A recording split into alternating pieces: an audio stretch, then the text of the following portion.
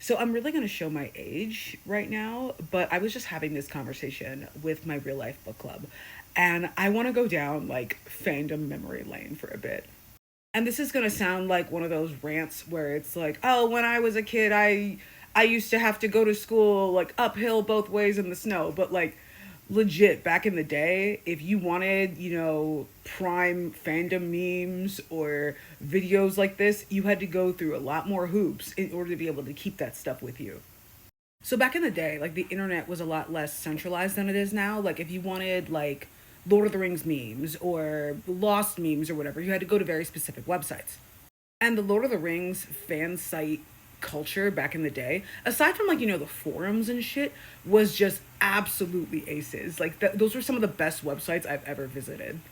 Like, do y'all remember like lordotrings.com or lordoftherings.net or arwen-undomiel.com or Council of Elrond? Council of Elrond was something else. There was also like a Lord of the Rings fan fiction website that's still up, but I'm sure it's got its detractors now because it's not very inclusive. Like it's kind of like that's a long story. That's another conversation for another day. Like stories of Arda is another conversation for another day. But I remember being really young and buying a floppy disk at the library and loading up like the library computer after school to download as many fucking like funny Lord of the Rings pictures that these people made and uploaded to these websites.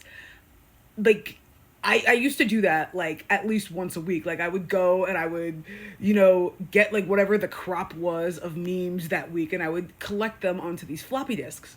And I remember finding they're taking the hobbits to Isengard on one of these fan websites. I think it was arwen-undomiel.com. I remember finding it on that website or another website. And it wasn't like it was hosted on YouTube or anything. This was before YouTube.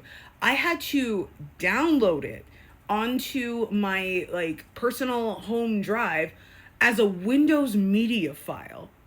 This is how you had to download Red versus Blue episodes back in the day as well. You had to go on like some website and you had to download it as like a Windows media file or an MP4 or something. I came into Red versus Blue like after this time, but before YouTube, this was how you accessed web series like Red versus Blue or like meme videos like they're taking the hobbits to Isengard. And it wasn't like computers had like a whole lot of memory back in the day. And like floppy disks, I don't think did either. Like I remember like every floppy disk I had was like 30, 40 pictures. Like it wasn't a lot.